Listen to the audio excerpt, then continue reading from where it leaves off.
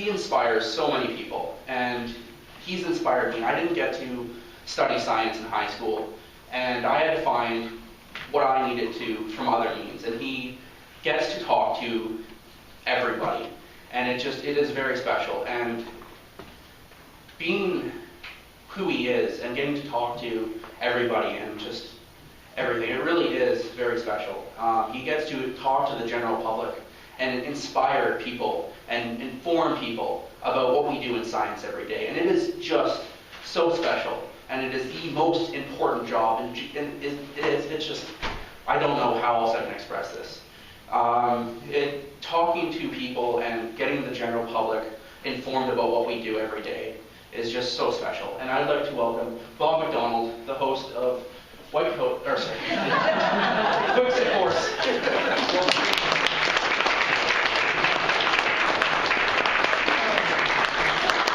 Okay, thank you very much, Zach.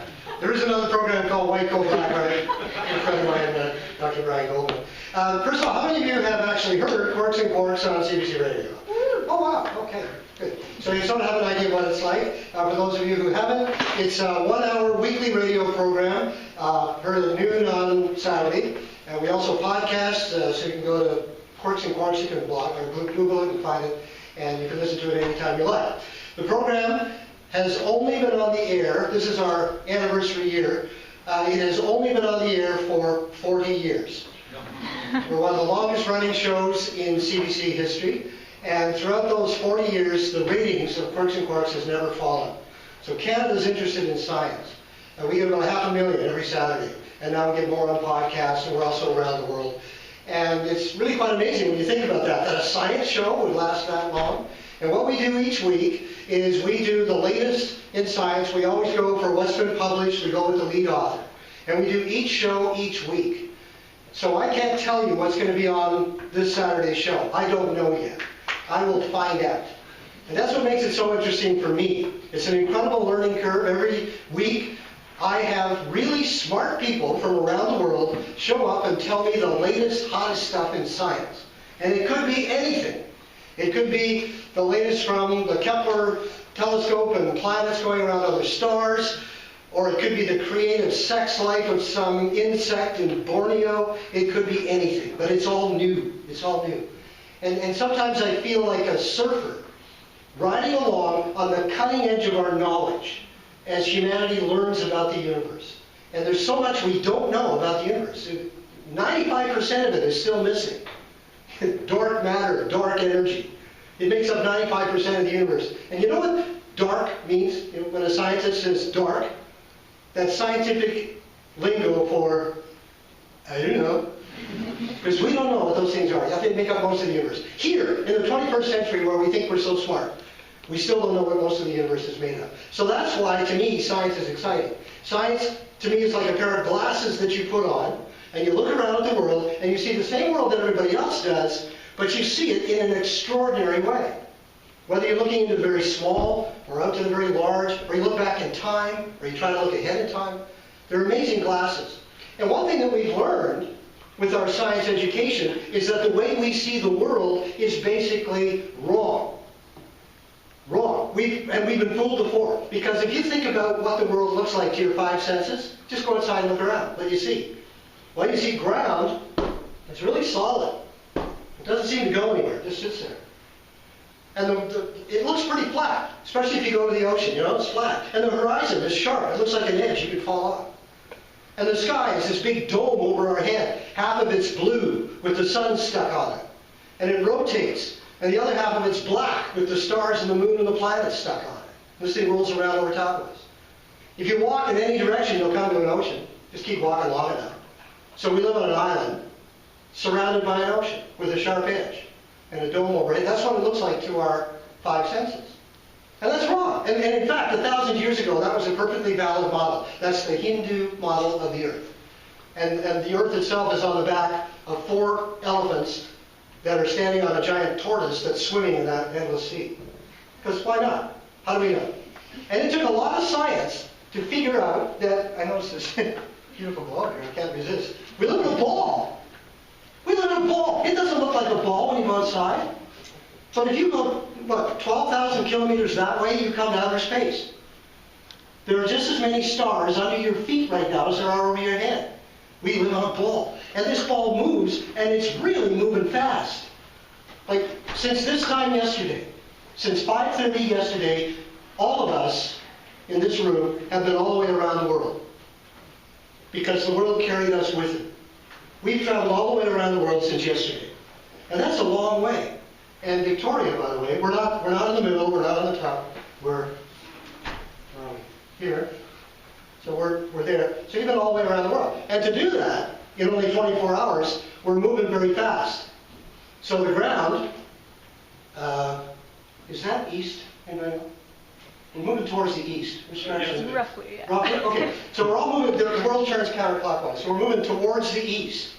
Towards the east, and Victoria's moving at about 800 kilometers an hour, which is about the speed of a jet airliner. So when you're flying along on a jet airliner, that's how fast the ground is moving around the center of the Earth. That's how fast we're moving. So if the world was to suddenly stop turning right now, just suddenly stop, all of us would hit that wall at 800 kilometers an hour. The Pacific Ocean would slosh up over the continent. The Atlantic Ocean would slosh up over Europe and Africa. So we don't want the world to stop turning. Yet we don't feel that because it's nice and smooth and even. And then we're whipping around the sun. Every year we have to go all the way around the sun. That's a huge journey. And to do that, we're moving 30 kilometers every second. 100,000 kilometers an hour. So what's 30 kilometers from here? The other side of the Malahat? Duncan? No, not even Duncan. Mill Bay. Is that right? Would be about 30 kilometers? Okay, we're doing that every second. So let's go to Mill Bay. We just did it. We just did it again. We just did it again. The Earth only takes about, 20 minutes to go its own diameter in space. 20 minutes. We're flying. That's faster than our rockets. So just sitting in this chair right now, you're moving faster than Chris Hadfield was when he was the commander of the space station going around the Earth. That's only 8 kilometers a second. The Earth itself is doing 30 around the sun. Isn't it amazing that we know that? You don't feel it. You don't see it with your 5 senses. It takes science to turn the ordinary, go outside and look around, into an extraordinary perception that we live on this ball. And this is just one of billions that are out there. So that's why I like science. So I was asked to tell a bit of my story. How did this happen? And just to give you where I am now, besides Quirks and Quarks, it's a part-time job for me. I do it 3 days a week, Wednesday to Friday. I'm also a correspondent for the National on CBC television, so when they have something happen, they call me up the day of, and I go stand in front of the legislature and talk to Peter Mansbridge on the news, and whatever happened, usually in space, because that's my favorite topic. I also do stuff for News World during the day. I do that by Skype.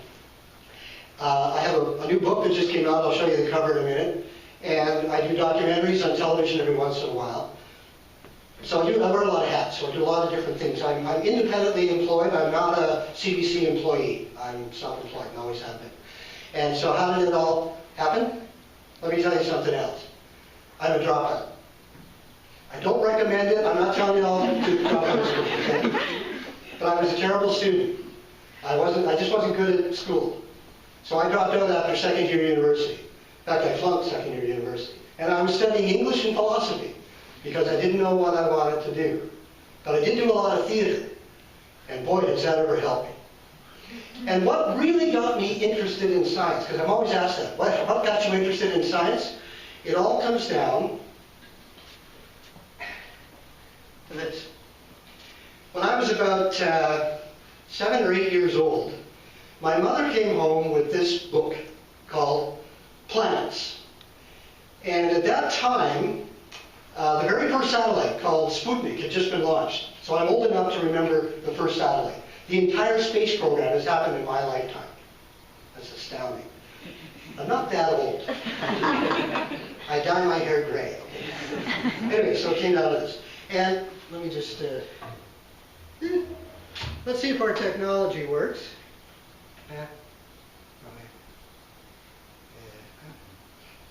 Is this it? No. That's right. I'll get it. Don't go away. Is this it? No. We're getting there. How about that one? Okay, I'll just do it this way. Don't look at those other pictures, okay? So this book, called Planets, and I didn't know anything about planets, and when I started looking at this thing, it wasn't very impressive because it showed telescopes and it showed a model of the solar system and was giving me all this data. But then as I got into it, there were drawings, and they're drawings because we hadn't had satellites yet that had taken pictures of the planets or landed on the planets or gone there yet, but there were drawings of what it might be like to be on some of these other worlds. And as a little kid, I fell into those. And I understood as a little kid that there are other worlds. This is only one. There are other worlds out there that are really different than this one. And the one picture that blew me away in this book is this one. And it's a picture of Jupiter as seen from one of its moons, Amalthea, which happens to be its closest moon. And if you read the caption, it said, seen from Amalthea, Jupiter would cover 1/4 of your sky. 1/4 of your sky. Now, I was old enough to know fractions. And I thought, 1/4 of your sky, that's huge. And then, even as a little kid, I did an experiment. The next time I saw the moon, I went out and I measured it. You ever done that? You know how big the moon is? I know sometimes it looks huge, the harvest moon on the horizon. With your arms straight out, the moon is the size of an aspirin. That's how big our moon is. So I thought, our moon is at 1/4 of your sky? Holy cow, there must be a huge world. And this is real. This is not fantasy. There's a real place where I can go see that. And suddenly the space race is on. We're going to the moon. They were sending astronauts to the moon. I was watching that. This all happened while I was a kid. I was going, man, I'm going to go there one day. I'm going to see that. I want to go to that place. And it has been an exquisite pleasure as a journalist to be alive when we actually did go there, not me personally and not with other people, but with robots to all these other worlds. And I've taken it upon myself to follow them. But when I dropped out of university, I didn't know I would be doing that. I have not gone to school to do what I do. I'm not officially trained to do what I do. And if you ask around most professionals outside the university, you will find that. Most people are doing something other than what they went to school for. And that's okay. That's okay. You can change. You can change because life does that to you every now and then. Opportunities come along. So when I dropped out of school, I worked construction, I drove a truck, I worked on billboards, the big outdoor signs on top of buildings and out in fields, and I drove a motorcycle. So that's, I still drive a motorcycle, that's how I got here today.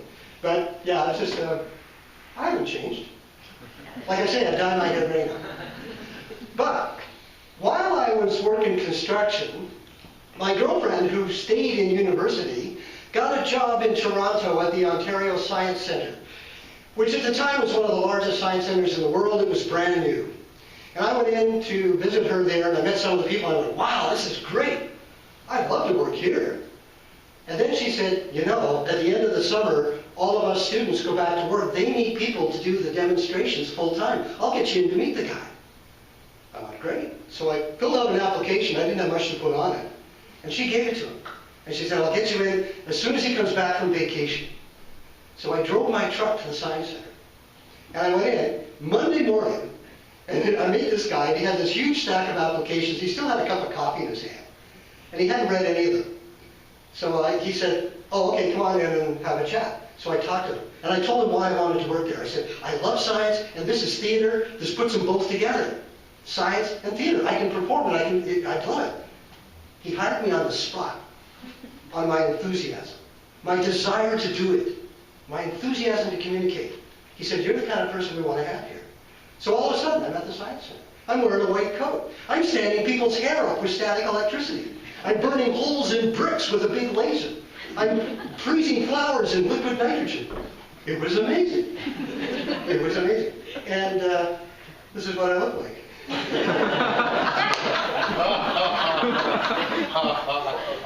It's the 1970s. Give me a break.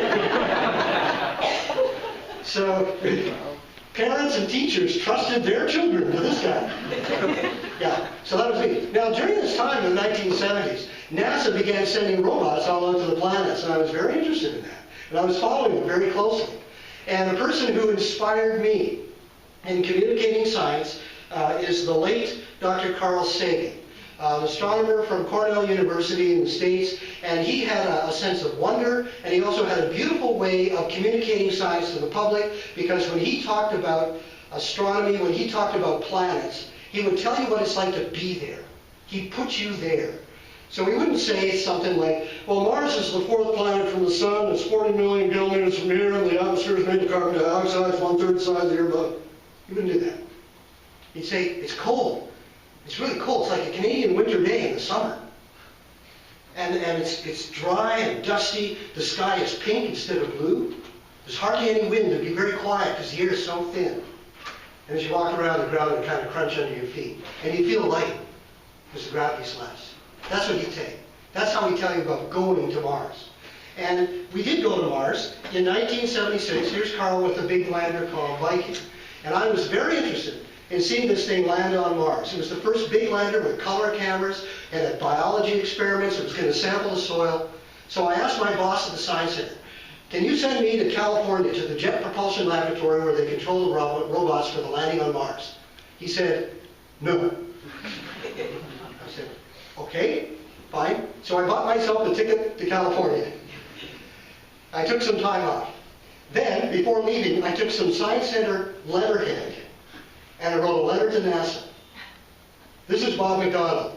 Please give him a press badge. He's covering the Viking mission from Ontario to Canada.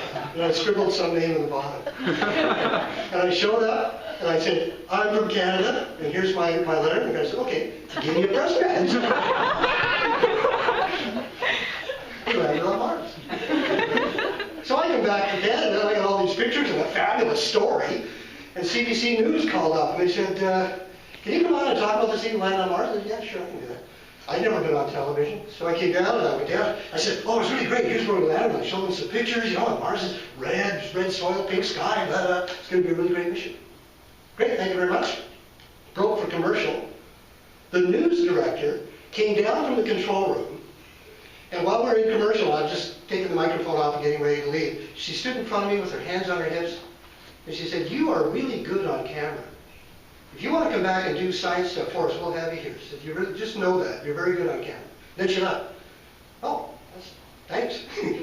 Then Canada AM called up, CTV. Can you come out tomorrow morning and talk about Mars? Yeah, sure. They went, hey, you're really good. Do you want to come back and do some science stuff? Okay, sure. Yeah. Global Television did the same thing. So suddenly I'm the science guy appearing on all these programs, talking about stuff. And I gave them lists. I said, here are things I could talk about if you want to. Or just call me. So I started doing that. And I was really liking it. And I was getting more and more offers. So finally I said, okay, enough of the Science Center stuff. I'm going to become a freelance writer broadcaster. So I cast everything to the wind, and that's the story of my life ever since. So, you know, opportunities come along, just jump at them. Go for it. By the way, there was another one called Voyager that was launched and went to the 4 outer planets, Jupiter, Saturn, Uranus, and Neptune, which are at the bottom. And by the way, that picture's not to scale. Jupiter and Saturn should be a whole lot bigger. You can put 1,000 Earths inside Jupiter. But anyway, Voyager was a grand tour. It was the first one to hit 4 planets all in one go. It was launched in 1977. I got on my motorcycle and drove to Florida to watch it go and sat with Carl Sagan and a team that he had gathered together to put a message on Voyager, a record, because Voyager, after passing Neptune, continued on and is still going, and it will never come back. It's going to go out among the stars of the Milky Way. And he thought if aliens ever find it, we should give them a greeting card. Tell them where it came from. So he put this record. It's got music. It's got 90 minutes of music on it. And people saying hello in 50 different languages, including dolphins and whales. I'm not sure what they said, but we recorded them anyway. And there's pictures on it, digital pictures. So here I am at the Jet Propulsion Laboratory. I cleaned up my act a little bit. And with John Lomberg, who is an artist who worked with Carl Sagan and who designed the record, the cover on the record. It's the gold disc that's just to the left of the picture there, just in front of John. And so that was neat. So for 12 years, I kept going back to California at Jupiter, 1979, Saturn, 1981, Uranus, 1986, and then Neptune, 1989. And it took all that time just to get out to Neptune. And it was really amazing to be, I felt like I was passenger on Magellan's ship when Magellan was sailing around the world. He was the first sailor around the world. I felt like a passenger on the ship when the lookout up in the crow's nest says, "Land ho!" You go, yeah, what land? What's it like? It wasn't the planets that were so much the surprise, but all their moons. All these weird moons. Moons made of ice, moons with volcanoes, moons we didn't even know existed, rings. All the big planets now have rings. We thought Saturn was the only one that did, but now all of them do. It's really amazing. It was an incredible voyage of discovery. And one of the moons that we saw at Neptune is called Triton, and it's a huge ice moon. They think it was captured by Neptune, and it's got different kinds of ice on it. First, the body of it is made of water ice, like we have. That's covered in methane ice, which starts out blue and turns pink when the sun shines on it from photodissociation. And then there's nitrogen ice, frozen air, on this moon. And this is what we think Pluto is going to look like when we get there next July. So there's another spacecraft called New Horizons. It was launched 9 years ago. It's getting to Pluto in July. I'm getting on my motorcycle. I'm driving to Baltimore, Maryland, to Johns Hopkins University, where they're controlling it, and I'm going to be there when we go to Pluto. Because that'll complete my journey through the solar system. I want to be there when we see it first time. It might look like that. Probably not. It's probably going to be something totally different. But we know Pluto is an ice world with 6 moons going around it. Really weird. We really haven't got a clue what it's going to be like. It's going to be very exciting. So watch out. July 14th is when we get to Pluto. So it's kind of full circle for me. After I freelanced for a little while in the 1980s, I was asked if I would like to be part of a children's television program. It was called Wonderstruck. So I thought, well, I better clean up my act a little more here and become a science journalist. And so then I got this show. And it was on the air for 6 years. And we like to call it Nature of Things with a Sense of Humor. Because we like to have fun. Kids programming, you get to have fun. But we just did science, what's going on around you, science of everyday things. I always did demos at the end of the program, things you can do at home. And it was a very successful program, goofy program, but it was fun.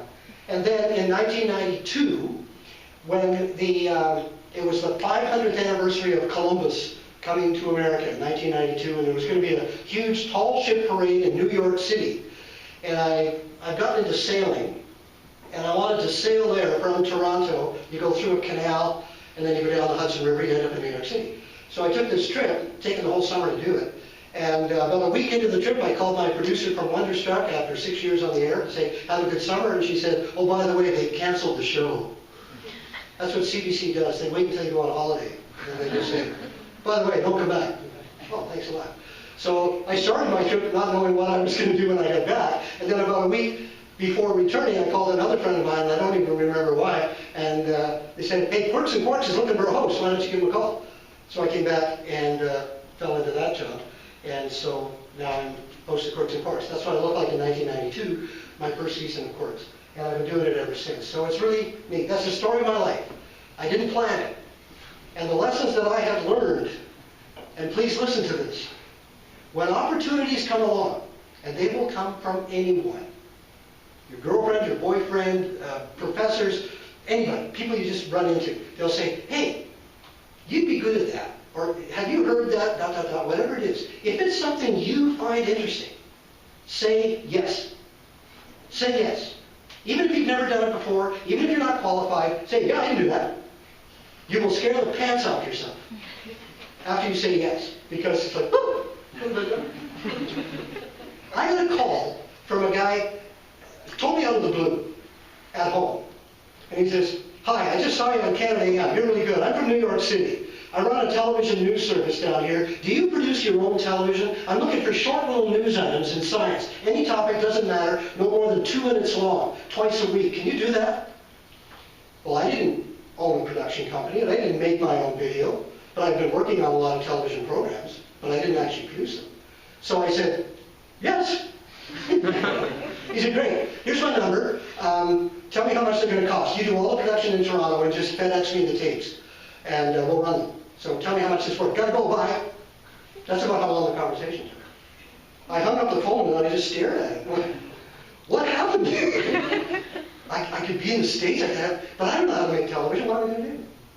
So I called up a friend of mine from Global Television, a cameraman that I worked with, and I said, hey, this just happened. He said, hey, I can do that on my days off. No problem, I'll be your cameraman. I'll supply the tapes. And I have a friend who's an editor, and he's got a little thing in his house. He does it on the side. We formed a company.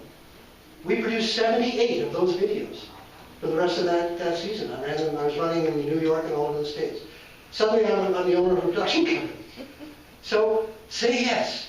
Say yes. And the second thing, which is more important than saying yes, finish it. Finish what you start. When you do say yes, get it done. Put your fears away and get it done. Because people really appreciate that. You don't have to be the best at what you do. But there's a big difference between the talkers and the doers. And just showing up on deadline day with everything there really, really matters.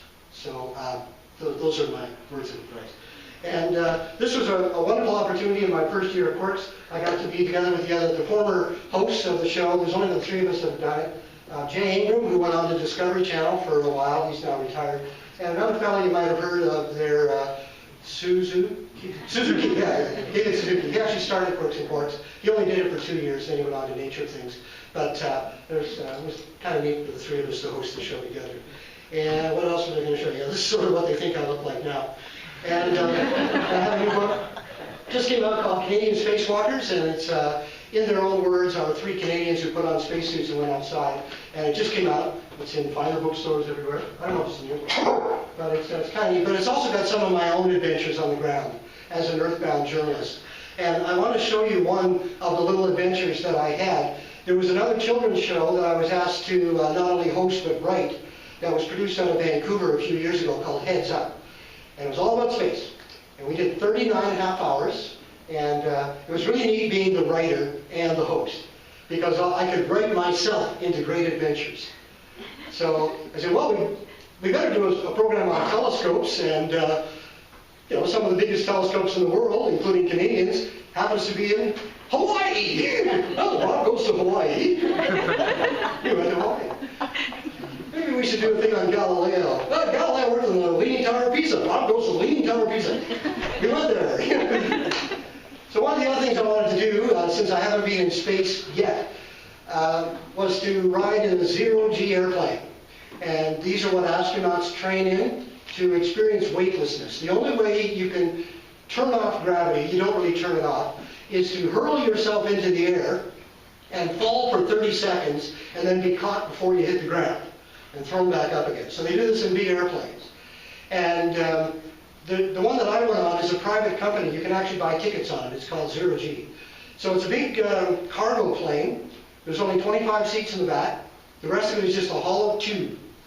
And there's a pad on the floor, and there are no windows, which is really important, because you can't tell what the airplane's doing. You take off, you just hear the engines get loud, and you just get pushed back into your seat. But you can't tell whether it's going up, down, turning, anything. You don't know. You're just feeling the force in your seat. They go out over the ocean. You get out of your seat and you lie on the floor. Then they put the airplane into a 45-degree climb. And because it's only got 25 people on board and no luggage and they don't put too much fuel in it, it's really light, so it can do that. But you don't know, you just lie on the floor, the engine's getting really loud. Then they put it into a parabolic arc, which is the natural curve that a baseball or anything you throw in the air, that's a parabola. So they fly this parabolic curve. So for 30 seconds over the top, you're weightless. And then after that, it's 45 degrees down. So they yell at you, feet down. Because you could be in any position. So you got to get your feet under you. They pull the plane out of the dive. You float back down to the floor, lie on your back. Then they pull it up. And you experience 2 Gs, twice your weight. Then they do it again. And again. And again. We did 15 of them. Astronauts do like 50 or 60. And we did 15. That's a lot. And so what you're going to see, the first 2 parabolas, they didn't give us 0. They can fly it, not quite a perfect parabola, just lower your weight a little bit. So on the first one, they lowered it down to 1/3 of a G, which is the gravity of Mars. But Mars is smaller than the Earth. When you go to Mars, you will walk differently because you only weigh about 1/3 what you do here. The second one, they brought it down to 1/6, which is the gravity of the Moon, which is even smaller than Mars. Then you'll see the chaos of 0. So let's see if this works.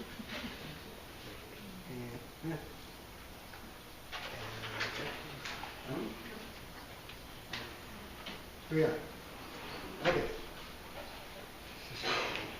So there's the airplane. It's a 727 jet, 3 engines in the tail. Pretty big The zero-G airplane does the same thing in the air, but it makes much bigger hills and valleys. When an airplane is flying along a straight line, everyone feels the same force of gravity that they do standing on the ground. That's 1G for gravity. But if the plane flies in a hump pattern, it's like going over the top of the hill. The people inside will feel lighter. And if they feel 1/3 of their weight, that's the gravity of Mars.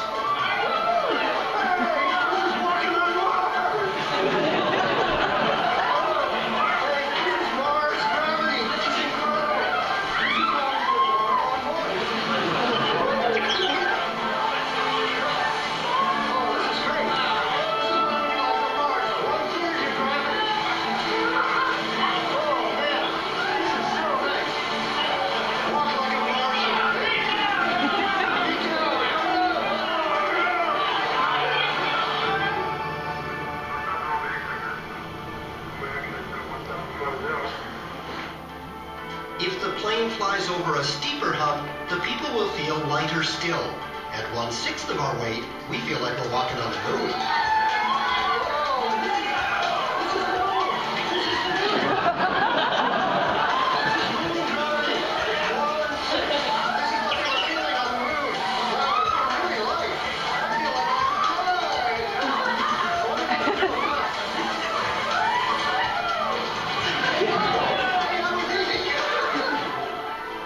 If the plane flies a really steep path through the air, we'll feel no weight at all, just like the astronauts in space.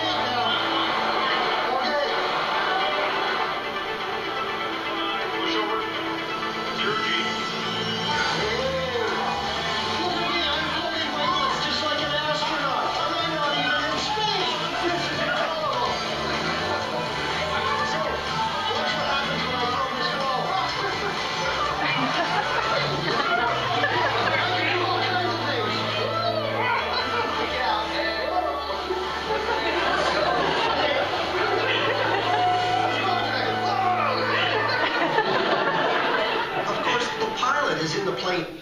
Yeah, pretty kooky. So I now know why astronauts seem to move in slow motion. You have to. You touch anything, you just go in the other direction, and you don't stop until you hit the other wall. So everything's got to be fingertips pretty well. So I get to do neat things. I get to meet neat people. I talk to smart people for a living, and I found out one of the secrets in life: get paid for having fun. So whatever you define as fun, find out how to get paid and do that for a living. You'll have a great time. You'll never complain about going to work. So I wish you well in your science. Put on those glasses and enjoy the world. It's pretty extraordinary. So I think I'll leave it there. Did you want to ask me any questions?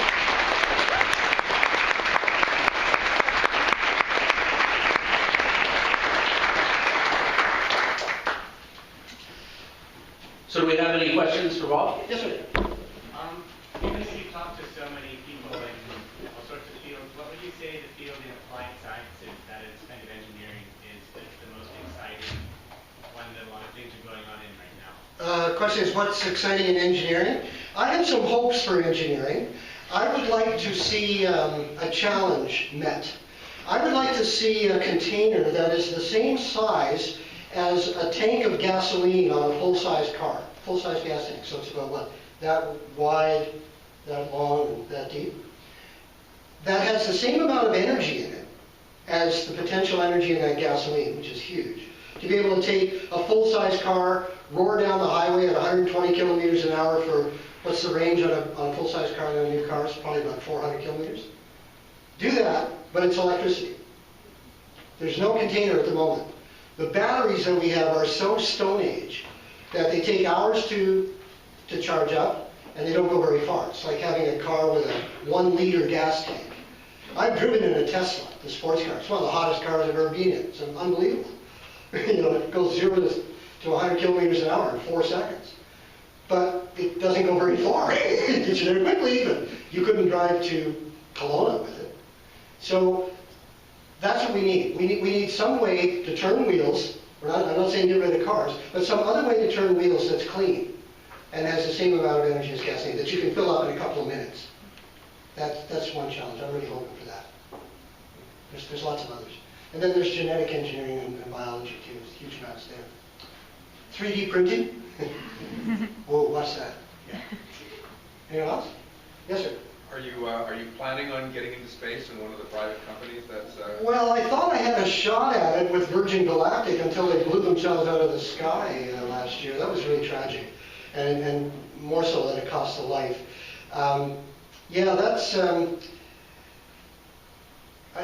I need to do is come up with $250,000 for a ticket. I mentioned that to the CBC. Yeah, that's the reaction I got. So I thought I had a chance, but maybe it'll still happen, but I think that's the way. I did talk to Chris Hadfield about it. He said, you fly it, I'll fly with you. But hasn't happened yet, so maybe. All right. Yes? How much does it cost for a ticket with that G-Force one? How much does it cost for a seat? It's not cheap.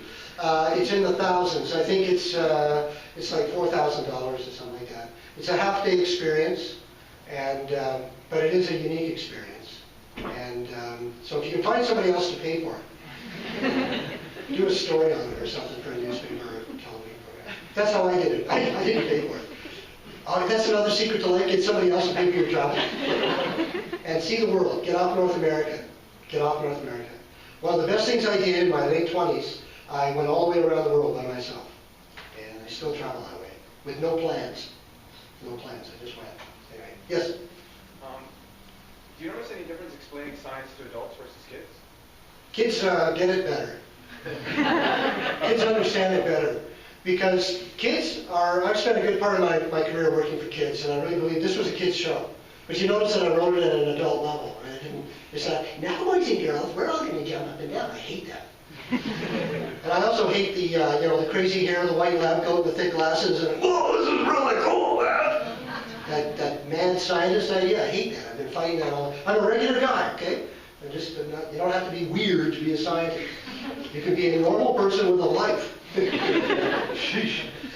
But adults have preconceived ideas when you tell them about science.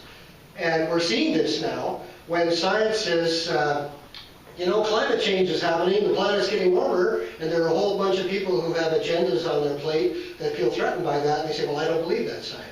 Or you say, the universe began 13.7 billion years ago with an event we're calling the Big Bang, and the world's largest experiment at the moment, the Large Hadron Collider, is trying to figure out what actually went on there. And people say, no, it happened as a decision by divine intervention, and I don't want to listen to that. So adults have prejudices, and it's harder to talk to adults than it is to kids. Kids are wide open, and they're wonderful. So all you need to do with kids is just be clear, and they'll get it. Just be really, really clear. Okay. And they're curious, too. Anything else? Well, that pretty well silenced the room. Oh, yes? 10 years from now, what are we going to talk about that's really hot? Something... What are we going to talk about that's really hot? You got it. You don't have to. Boy, it's hot. What do you think in the future of... What's coming? Yeah. Well, I think within the next couple of years, we're going to find another Earth-like planet. We're getting very, very close to that. It's going to be really hard if we do to find out if there's any life on it, and even harder to find out if there's any intelligent life on it, because it's going to be 100 light years away from here or so. So if we want to send a signal to them to say, hey, anybody home? It'll take 100 years for that to get to them. And then if they're there, and if they hear it, if they understand it, if they feel like answering, it'll be another 100 years for their, yeah, what do you want? Come back. So 200 years just to say hello. But I think that's going to happen very, very soon. I think we're going to see some remarkable biological research with when 3D printing and biology come together, and we start perhaps making artificial organs. Can you imagine growing a heart in a 3D printer? I hope that in physics we can prove Professor Einstein wrong, and that the speed of light is not a speed limit, that we could go get to warp drive and start really going somewhere, instead of taking 9 years to get to Pluto, 12 years to get to Neptune. Come on. Where's warp drive? Get there in a couple of seconds. And environmental science. I think the big issue in the future to me is water. It's water. And Canada is the Middle East of the world of water. We have most of it, and or a good chunk of it. What about a quarter of the world's fresh waters in Canada? So I think that's going to become a real hot political issue. And then dealing with a warmer world and our own population, our numbers. Can we go beyond 20 billion? I'm not sure. So those are the issues to me. And then hopefully something we haven't even thought of yet. Wouldn't that be neat? That's even more exciting. Yes, sir. I'd like to ask the obverse of that last question. Sometimes we get hype on things. We get really interested on hot topics, and we think this is going somewhere. And you've been in this science and science publication game long enough to get sucked down the rabbit hole as this is the next greatest thing. What are your disappointments? Do you have any that you thought we'd have this fixed by now, or you'd be talking about this next year? What have I been disappointed? What has not happened? Well, we don't have flying cars yet. I was talking about having a flying car. And where's the robot butler? Rosie the robot, and you know, what was the one in Lost in Space? Warning. We're not robot butlers. And you know, the very first radio documentary that I did for CBC Radio on the program Ideas in 1976 was my first one-hour documentary, and the subject, climate change. 1976. And the program back then was called Running Hot and Cold, because they didn't know we're due for an ice age. We're overdue for an ice age. There have been these 10,000-year warm periods, and then you go into an ice age. Well, it's been more than 10,000 years since the last ice age, so we should be getting cooler. But then there was this other group of scientists saying, yeah, but we're pouring all this carbon dioxide in the air, and that's going to head that off and push it up. Which way is it going to go? We were debating that. 1976. And the warmest won, as we're now seeing. And it's really bothering me that it's taken so long to do something about it. Because the scientific community has been saying, look, this is a real issue. We've got to deal with it. And yet, you know, especially in Canada, we're just ignoring it. And the scientists can't even talk about it. So I'm very disappointed in what's happening right now with the stifling of science, scientists not being able to speak about environment, government science not being able to speak about that. That's just wrong. So the scientific eyes are being blinded. We need that voice of reason to do that. So that disappoints me a lot, especially here. We can fix that. Vote smart. Yes? Except for the difference in gravity, what other facts were learned about the other planets other than... Okay, other than changing gravity, what are we learning about the other planets? That they're really, really different. That the Earth is only one variety of what you can get with planets. Planets come in different sizes. Most of them are bigger, much bigger than us. Some of them are made of nothing but gas. Some of them are super hot. Some of them take only days to go around their star instead of a year like we do. Some of them take many, many years to go around once. They come in different colors. They have different atmospheres. Most of the atmospheres that we're finding around other planets would kill you. That's the big lesson we found. The universe is wonderfully diverse. There's so many wonderful and different places to go look at, but every one that we visit will have to wear full spacesuits, even Mars. There's no oxygen in its atmosphere. So you have to wear a spacesuit everywhere you go, except here. So that makes here pretty special. It's the only one we know where you can do what you're going to do when you leave this building. You're going to go outside and you're going to go, ah, nice night. And you're not wearing a spacesuit. Nowhere else do we know of yet that you can do that. So while the other worlds are very interesting, it makes this one even more special. That's the biggest lesson I think we've got when we're looking at the other worlds. Yeah. Yes? What do you think? Oh, sorry. Go ahead. What do you think of Elon Musk's SpaceX and independent space program? What do I think of Elon Musk and SpaceX and the independent space program? Good on him. He's turning it into a business, and he's doing it right. And he's showing that we can get into space for 1/10 of the cost that the big government administrations did. And that's the way of the future. And that's what happened after World War II. The airplane was developed for warfare, and at great expense to develop both fighters but bombers, big 4-engine bombers that we use to kill people. So we spent most of our high technology on developing better ways to kill people. That's where most of our science goes. But after the war, these airplane manufacturers that had been building these big bombers didn't have a market anymore, so they took the bombs out, put windows and seats in them, and we had airliners. And then they handed it over to the private sector, they took it off, and now we can all fly. So the space shuttle program, when it was flying by NASA, was costing $1.3 billion every time it took off. More than $1 billion per launch. That's nuts. That's crazy. That's why they had to cancel it. You can't keep flying like that. Whereas Musk can go up for, like I say, 1/10 of that. So good on you. Do it right. Make it a business and make it a profit. Yeah, I'm all for it. Yeah. Just wondering what you think about the proposed Mars landing, living there thing that they've got going on. I don't know the details, but they've got a Mars mission plan for 10 years from now. They want to set up a colony. Oh, yes. It's called Mars 1. Yeah. And it's called Mars 1 because it's a one-way trip. You go there and you don't come back. You spend the rest of your life. And there are a couple of Canadians that have signed up for that. There's a couple hundred people who signed up. Yeah, I don't think young people should go on that mission. There's too much to see here. Mars is a really interesting world, but it's not very nice. And it's cold and it's a desert.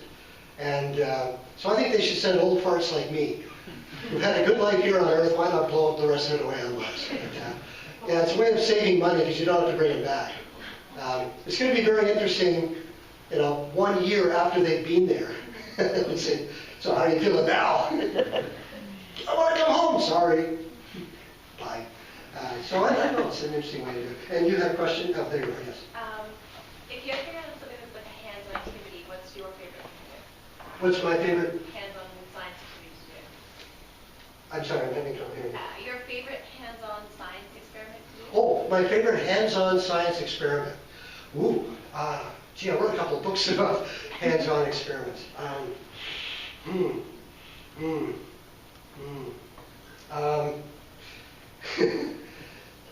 I got so many that go through my head. I like ones that just involve everyday things, like stuff you can find out of your kitchen. I can build you a set of lungs with a plastic torpedo bottle and a couple of balloons that work. I like doing things with the human body. I can show you why things fall over or don't fall over, funny balance tricks and things like that. Stuff that's easy. I like the simple ones, the simple ones, but I can't name one in particular. There's lots. Okay, one more, then we have to go. So, you getting there? Yeah. If you could have gone into any field besides scientific journalism, in retrospect, looking back, what would it be? If I could have gone into any other field besides science journalism, what would it be? Oh, making billboards. Yeah, I'm pretty good. My truck driving experience comes in really handy when I rent a truck and have to move. I can still back down a laneway without just using the mirrors. Don't hit the wall. Pretty good at that.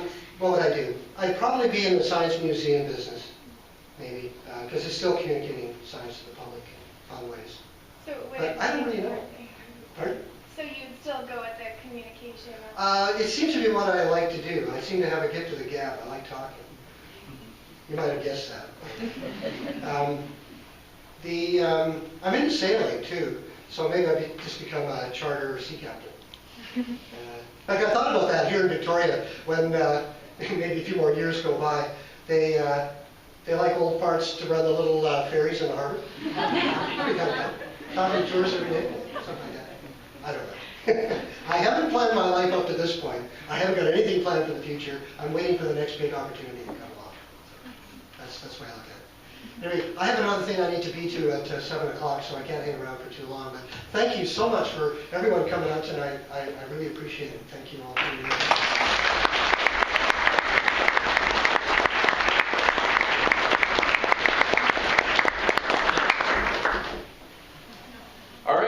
This is a really great presentation. Thanks again. I forgot to mention at the beginning, because I was all stumbly and stuff, about the one more thing that we're doing. It's a big project for the Science Club, and it's one of the, it's going to be a really tough one, but it's going to be a really, if we can actually do it, It's going to be really cool. I'm going to be working with the physics, well, we are as the science club, we're going to be working with the physics, engineering, and chemistry departments to try to put a rocket into space with our club logo and our names on it. So we're looking for engineers. If you have any engineers in the audience or people who are interested in getting into that, we need your help, because it is an ambitious project, but it is one that people have done, and as universities have done, and us as Camosun could join that group. And I'd like to do that. So if you're interested, make sure you join the Facebook page and keep in touch with us. As well, I have a gift for Bob for coming up and agreeing to talk, because he deserves it.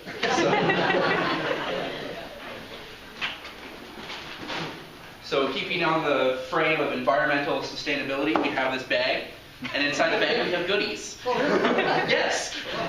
So we have from the chemistry department, we have our club, our school's logo in the chemistry, and we've got a jacket for you as well. Wow. Yeah, with our school's logo, as well as a USB drive for all the presentations you do. Coffee, because we're all scientists. We need our fuel. And we have a thank you card from everybody in the science club. Oh, wow. Has signed it for you. Oh, wow. Thank you so much. Yes. Thank you.